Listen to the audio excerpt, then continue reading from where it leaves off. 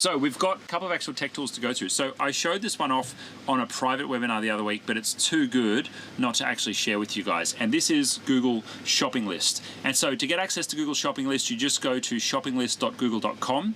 There's no app. There's not really much integration apart from the assistant. And so it's not very well known. But what this does is it lets you have a collaborative shopping list that you can, of course, delegate to others, maybe your partner. And let's not bring gender roles into it. But we've got a shopping list that fully integrates with the Google Assistant. And so you can just yell at the assistant and you can have the assistant automatically add items to your shopping list. The other cool thing about this is because you do a shared list, or because you can add collaborators on the list, multiple people can be adding things to your shopping list and then multiple people can access the list. Now, you have to access it via a browser on your phone when you're out and about, which is a bit of a bummer because there's no app, but that is just the way that it goes, not the end of the world. But Google Shopping List is really, really useful.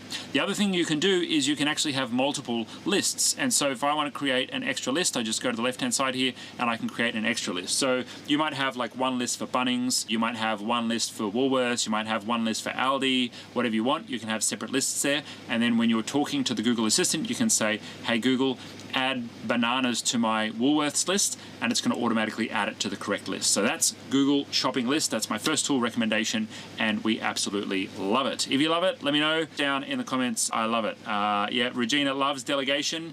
We've been working on that, haven't we, Reg? Regina actually started with us as a admin assistant and is now basically on our executive team 4 years later, running the whole team, of which we're now about to surpass 40 people. Cool, so let's go on to our next one, Asana. Okay, so we've done lots of videos on Asana recently, and we've taken you guys through how to use Asana, why we've chosen it as our task management tool of choice for our business. We are Asana's #1 newest partner. We're, I think, probably the only small business focused partner globally, but we've just been admitted into the Asana partnership, which is absolutely amazing. Thank you, Asana. And what that means is for the 500 odd businesses that we've already put Asana into, we're now able to provide a higher level of support. So if you're interested in using things like custom fields, if you're interested in using all of the advanced features like portfolios inside of Asana, well then our team are able to help out with that. So what does Asana actually look like, and why may we use it for delegation?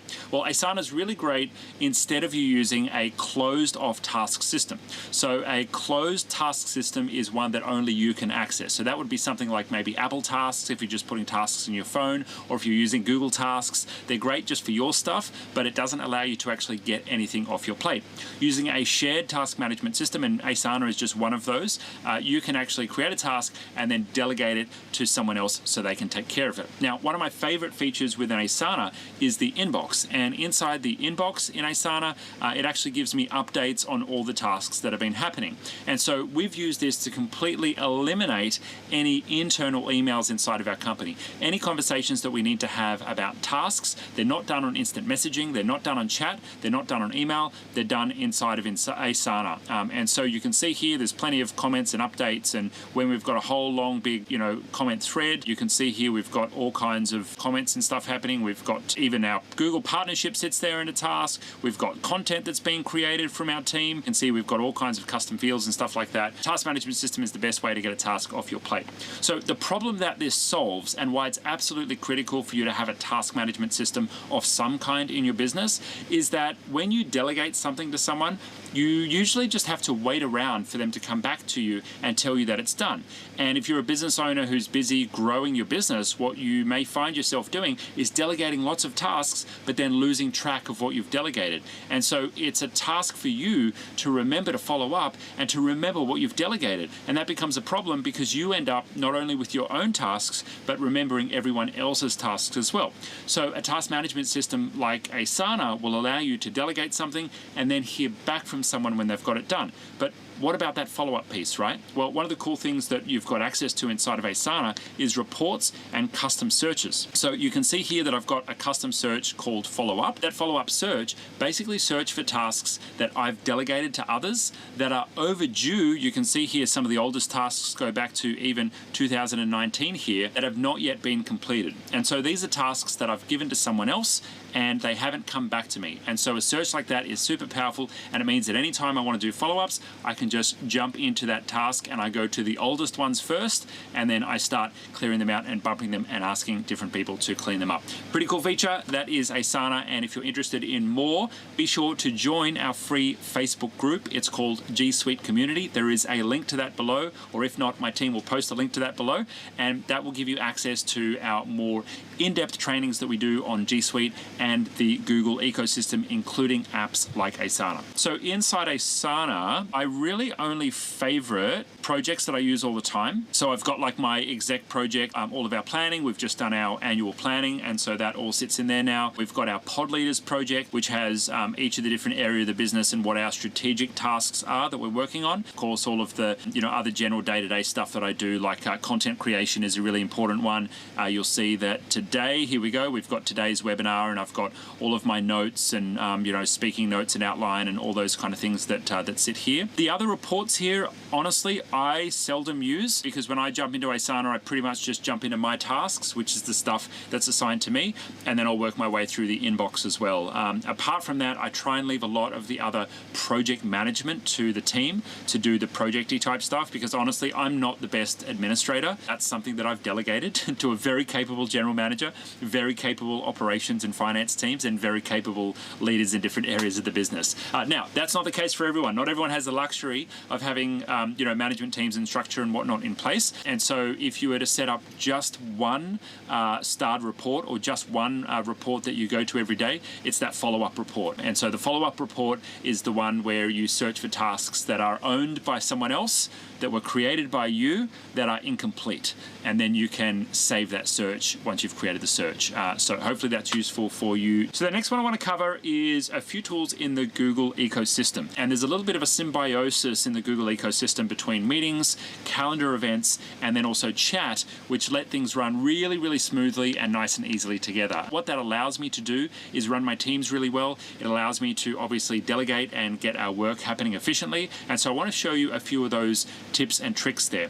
Now, from time to time, we have customers who come to us and say, yeah, I'm using G Suite, but I'm using Slack because there's a few more integrations that I like in Slack. Or I'm using Zoom because Zoom's super popular and it's got this one killer feature called breakout rooms, and we use it for that. And I go against the grain and recommend that instead of using those third-party tools, which not only end up costing you more, and they do have their downsides of using tools outside the ecosystem, like backup and getting access to your data and doubling up on subscription fees and logins for all of your team. Well, when you use things in the Google ecosystem, they're much better integrated, and there's therefore advantages in actually having everything together. So I want to show you one of the integrations that I use like on a daily basis, and why I stick to using Google Meet for all of my meetings. I stick to Google Chat for all of my chat, and of course we use Google Calendar for our scheduling internally. So the first thing that I want to show you is Google Calendar and how we actually have our calendar organized. A couple of little tips and tricks that you can use when you're working with the calendar. The first one is quickly and easily setting up a meeting with colleagues. And so if I go and type in Angel and Regina, because I want to meet with them, it's going to automatically bring up their calendars. I can also, if I want to actually create a meeting, do that a different way. I can open up a calendar event. Let's just create a test calendar event. Actually, I think I'm going to do it later today because I'll show you one more trick there as well. So I've got a test event there. And if I open up more options and add in a few colleagues, Google will actually give me automatic suggested times. And so when I click the suggested times button here, you can see it's actually going to suggest times when all of us are available. So I'm going to leave it where it is now, and the suggested times are going to be based on people's work hours. Everyone can set their work hours, and it's going to work on different work hours. So for different people that are working in different time zones, or you've got different team members in different locations, then it might be a bit easier for you to get your different time zones all added in there